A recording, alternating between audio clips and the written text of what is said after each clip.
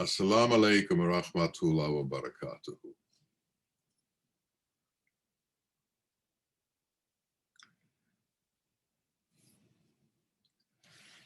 Ever since each of us can remember, we've been thinking. Our memory is made up of thought patterns of what we remember. It seems difficult to comprehend sometimes that this ability to think, this mind that is continuously thinking and coming up with ideas and scheming and reacting, is one of the great hindrances between ourselves and reality. It, on one hand, for almost everyone, is the main tool of comprehension. Yet, this main tool of comprehension is what separates us from reality. We've become so used to using it, so used to being involved with it, so used to following it everywhere it takes us, that it is almost incomprehensible to us that we can't use it to take us to reality. We can't use it to bring us into the truth. We can't use it to reveal to us that which we cannot see. It's a complicated matter. And it's something that we have to understand through faith. We have to understand it through listening to the wise ones who explain all of these things to us. So here we are in this body with this mind that has been guiding us for so many years, and we find a teacher, we find a wise man, we find one who understands beyond what we can see, who understands the separations between the worlds, and who comprehends the separation and sees beyond it. And he tells us that the guide that we had prior to meeting him, which was our mind, is separating us from the truth. And to be able to find the truth, we have to give up our allegiance to this mind, our adherence to this mind, and give up the guidance that this mind gives us.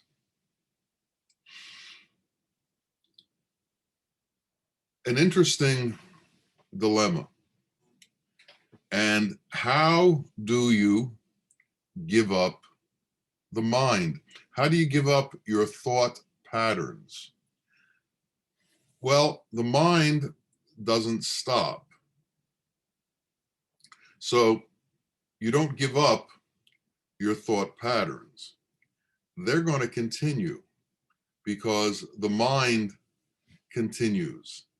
It rambles on and on without ceasing.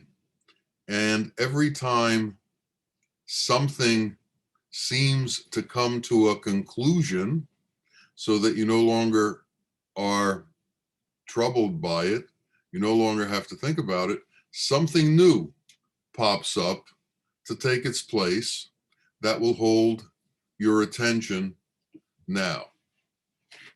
And this is a critical sentence: will hold your attention. Holding your attention is essentially what attachment is about. As long as you are attuned to something, you are attached to it. And as long as you think about it and give it energy, you are attached to it. It means that a magnetic connection has been created between whatever it is you're thinking about and that object. Now, many people spend their entire life contemplating all of these various attachments and trying to create new ones, to create more and more attachments. So we have to ask ourselves, if the mind is what separates us from reality, and if spending our time contemplating what the mind contemplates is what creates attachments to illusion, how do we escape? What's the methodology for escaping? And there are lots of different answers to this question and lots of different ideas about how to go about it. The Buddha says, in order to separate yourself from the mind, you have to separate yourself from the world. His recommendation is to become homeless. His recommendation is to leave your environment, go live in the woods with a begging bowl, come out once a day, have one meal, and the rest of the time, sit still, don't think about anything other than trying to grasp reality. This is what the meditation is, trying to leave what the mind has interest in and go to that place where the mind no longer burdens you. The Sufis say, begin to do zikr, repeat the names of God, or repeat La ilaha illallah. I do not exist, only God exists. Only God is, I am not. Now, if I am not, then my thoughts are not. My attachments are not. My intermingling with the world is not. All of these things are illusion and illusory. And if I can concentrate sufficiently on the fact that only God is, I can make a break from my mind to reality. And this happens through faith, certitude, and determination that the words that we are told by the prophets and the ketubs and the holy ones are true, and we believe them. And that our reliance is on God alone and not on the things of this world. A king was on a hunting party and he got lost. And on the edge of the woods, while he was at the edge of the woods, it began to rain very hard. And there was a small home there, and he knocked on the door, and a peasant let him in, and he was soaking wet. And the peasant was a very kind man, and he offered him some food and something to drink. And the king stayed with him until the rain let up. And the king never revealed who he was. And the king said, I have some influence. Is there anything that I can do for you? And he said, no, I'm very content. Things have been good and I don't need anything, but thank you. And the king took one of his rings off and gave it to him. And he said, well, if you ever need anything, go into the city, give this to a government official and tell them that you want to see the king. And he said, well, thank you, but thank God everything's all right. The king left. And a few years went by and a famine hit the land. And the peasant was without food and very hungry and couldn't see any way out of this. So he went into town with this ring, went to a government office, gave the ring to one of the government officials, and said, the king said, I was told that if I give someone this ring, I'll be taken to the king. And they immediately did that. They brought him to the palace and they brought him to the king. But when he walked in to the room where the king was, he saw the king on his knees. And he waited for the king to finish whatever he was doing. And the king turned around and he recognized him, the peasant. And the peasant said to him, you're the man I saw in my home. You're the king. And he said, yes. And he said, and what was it that you were doing when I walked in? And the king said, I was praying to God. He is the one who provides everything. And the peasant said, well, I came here to ask you for assistance, but it appears that you are asking God for assistance. So why should I ask you? I should just ask God directly. And that's the synapse that we have to understand. We're constantly looking in other places to solve our problems other than God. And the only one who can solve our problems is God. The only one who can save us from our difficulties is God. The only one who can protect us from all of what goes on in this world is Allah. Yet we are constantly looking in different places and in different areas to find solutions. And mostly we try and find the solutions by using our mind.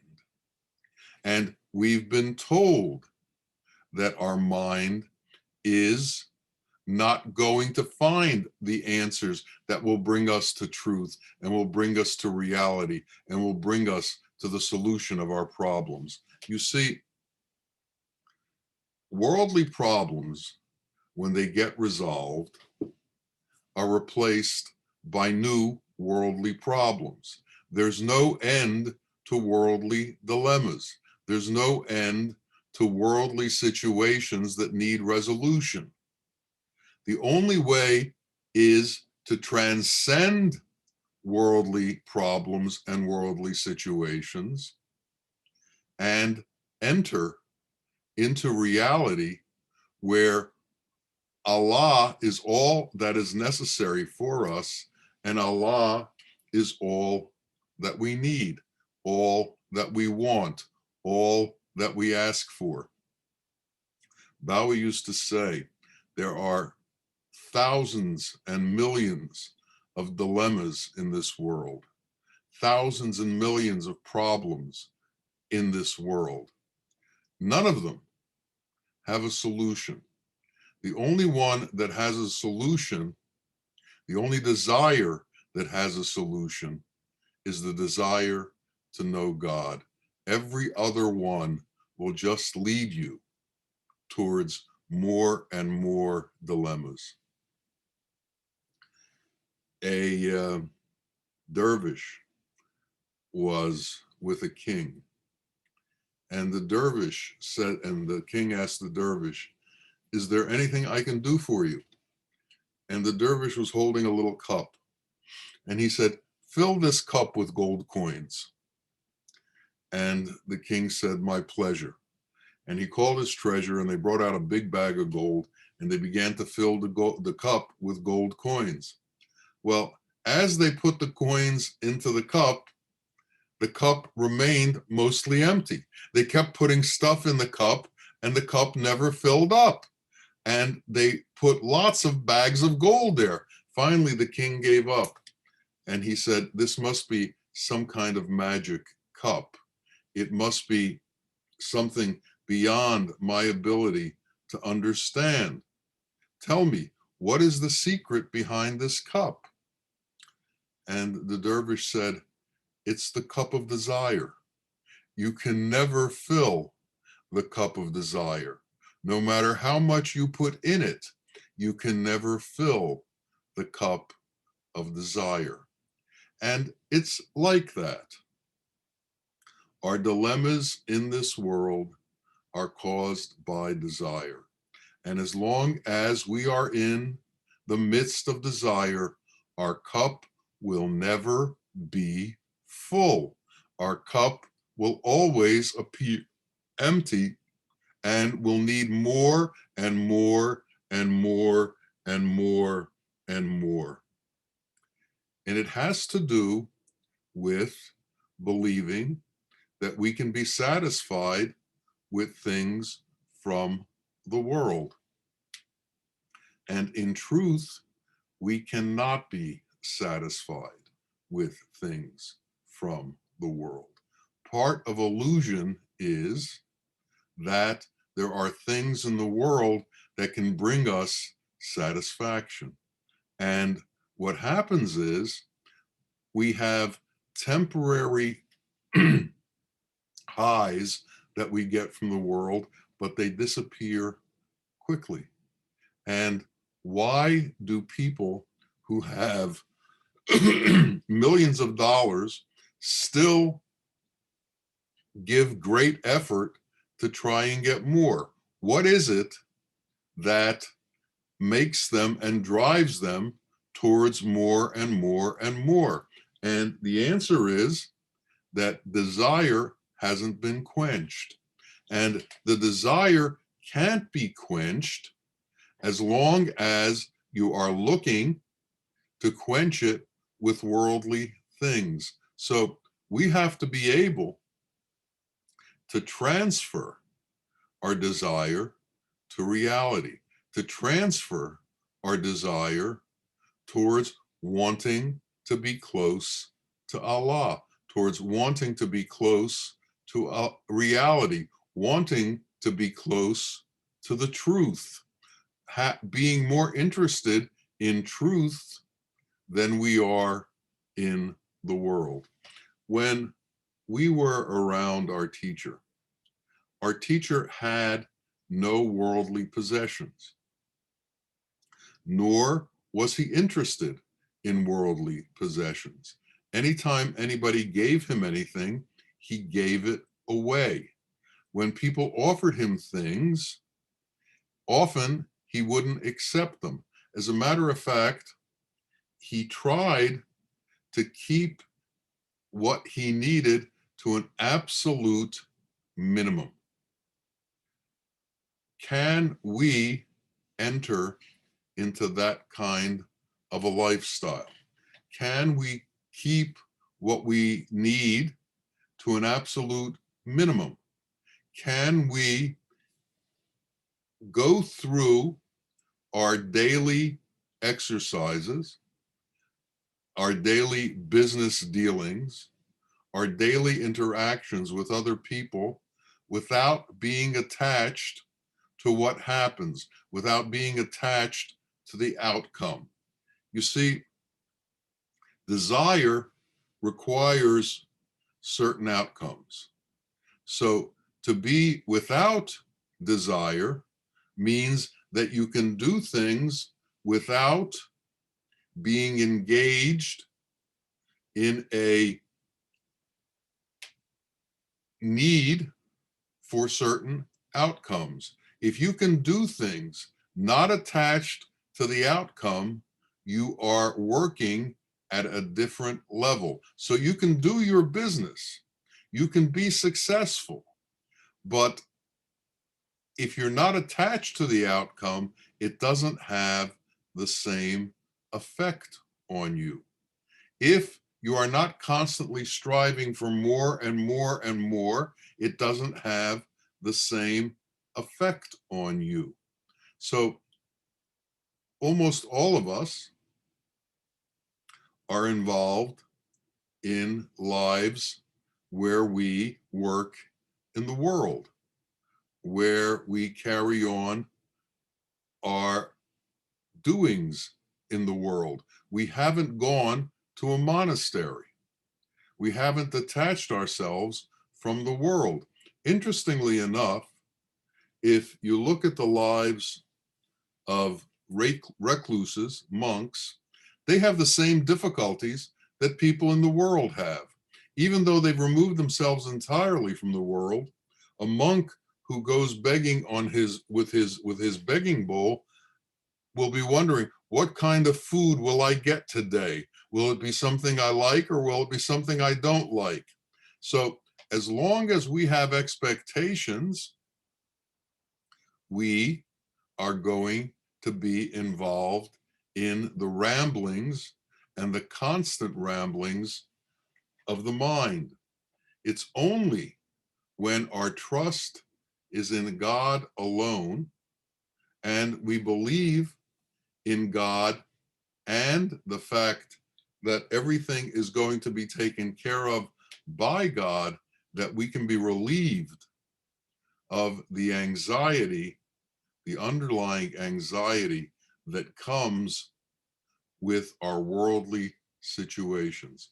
All of us have an underlying anxiety, and this underlying anxiety keeps us in a state of difficulty, keeps us in a state of fear, keeps us in a state where we can't find peace because we don't know what will happen next, and we worry about what will happen next. However, if your belief in Allah is such that you believe He will take care of whatever happens next, this underlying anxiety can leave you and your life will become different. As you all know in the story of the prophet, there were times when he was being hunted by the people from Mecca on his way to Medina, while out from Medina. And there were times of difficulties and times of war. One time he was with someone else and they were in the desert, and a large group of men were riding at them, and they hid behind a rock. And the man who was with the prophet said to him, if they find us, there's just the two of us, we'll be in great trouble. And the prophet looked at him and he said, there's not two of us, there's three of us. There's you, me, and God. And we need to be constantly aware of the fact that whatever we do, wherever we go, God is always with us. God will always protect us. God will always guide us. And if we can surrender to that, if we can surrender to that guidance, if we can surrender to that power, if we can surrender to that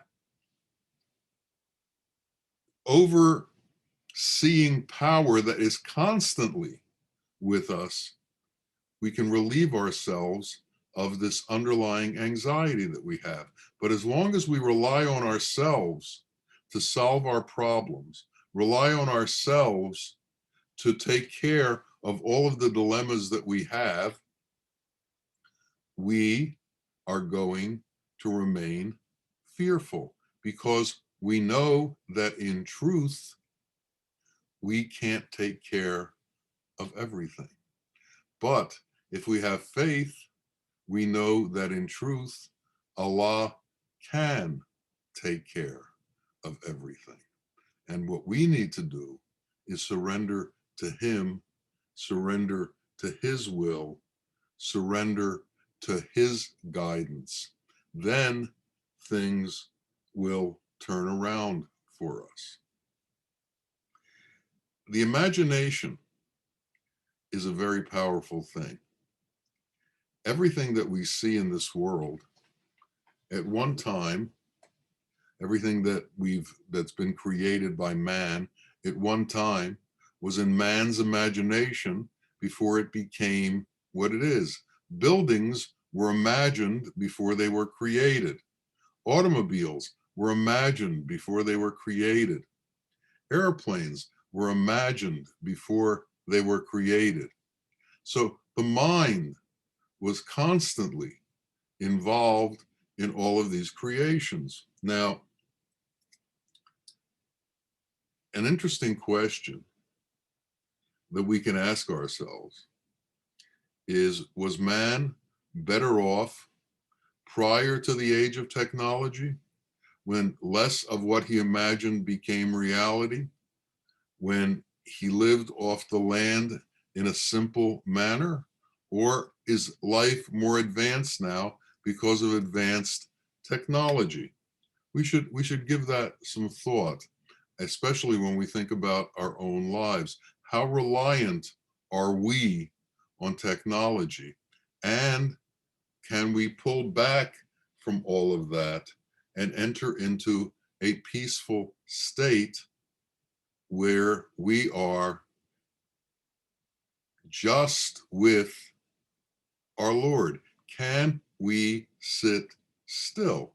Can we be still? Can we be without the constant nagging of our thought process at us?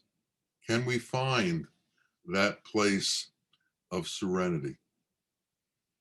A dervish once went to his sheikh and said, I want to see heaven and I want to see hell. And the sheikh said, well, go sit and meditate. Close your eyes, think of heaven, and then close your eyes and think of hell. The dervish came back to the sheikh, and the sheikh says, well, what did you see? He said, well, when I thought of heaven, I didn't see any of the things that we're told about. I didn't see flowing brooks. I didn't see gardens. I didn't see beautiful fruits. I didn't see any of these things. He said, well, what did you see? He said, I just saw a big open plain. And when you thought about hell, what did you see? He said, well, I didn't see demons. I didn't see devils. I didn't see torture. I just saw a big open plain. And the sheikh said, it's like that. Everything is like that.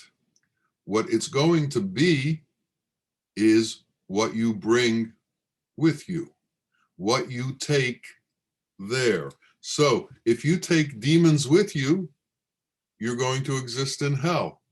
If you take peace with you, you're going to exist in paradise. And paradise will have these flowing waters and these green trees and this peaceful surrounding. But it's all about what you take with you.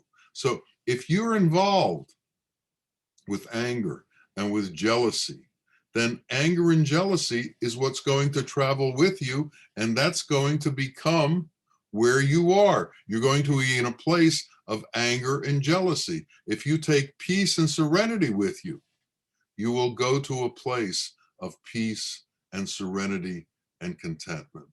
So we have to focus our own beings. We have to focus on peace and serenity. We have to focus on our Lord and focus away from the illusory nature of existence, which means There's the elemental world and there's the non-elemental world.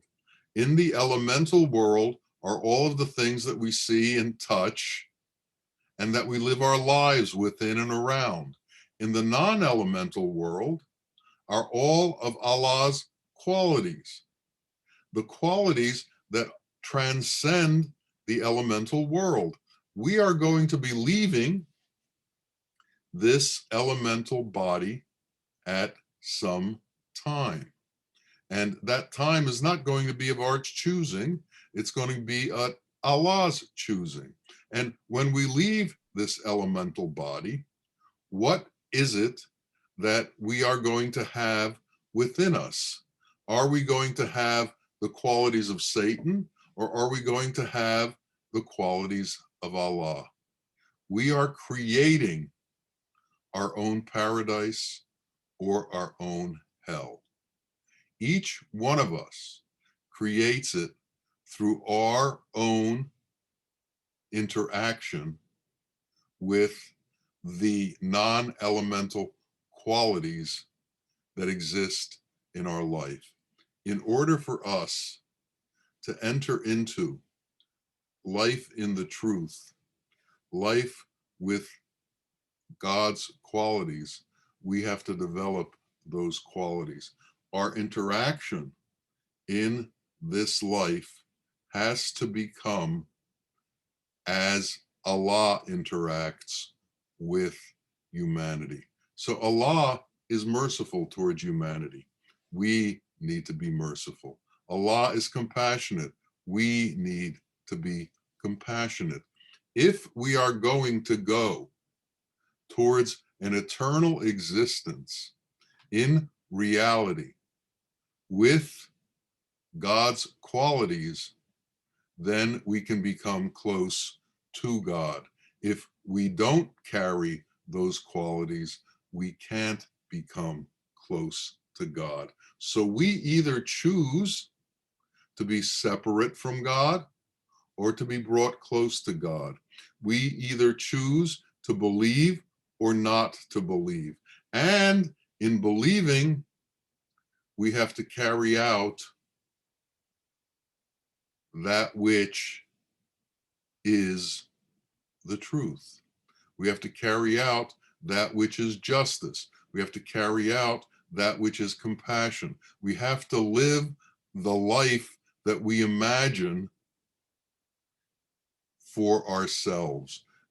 And the life that we imagine for ourselves is the life that we have to interact with others. And that's the golden rule. When we act towards others as we act towards ourselves, we are building a bridge to eternity and to paradise. If we can't do that, we're building a bridge of separation that takes us to places that we don't want to go to. And we can't see these places now because we're blinded by the illusory nature of the elemental world. But that blindness will leave, and then we'll see the truth of where we are. We need to slow our life down. We need to be able to be calm, restful, and at peace. And we have to become satisfied. We have to become satisfied with the portion that God has given us. We can't be looking to the left and to the right. We should be looking straight ahead at what's been placed before us. We should take care of what's been placed before us. And we should do it with joy and with happiness and with gratitude. Gratitude is one of the doors that opens the path to the truth and to reality. So the gratitude within us has to grow. We should always be looking for things to be grateful for. We should always be looking for things to thank God for. And when we're in that state of thankfulness and gratitude, our life will become peaceful. Our life will become composed, and that underlying anxiety that the entire world has will leave us, and we can become exemplars of what it's like to be amongst God's chosen, because we have chosen God. May it come to pass that each of us chooses God over this illusory world, and the rewards of that are to become one with his qualities and to know his qualities. What greater treasure is there than to know Allah's qualities? What greater treasure is there than to truly understand mercy, compassion, and justice, and to have those things flow within us? May it come to pass that each of us comes to know all of these qualities that are Allah's and that we are allowed to share it. Ameen, ameen. Ya Rabbil Alameen. Assalamu alaikum wa rahmatullahi wa barakatuh.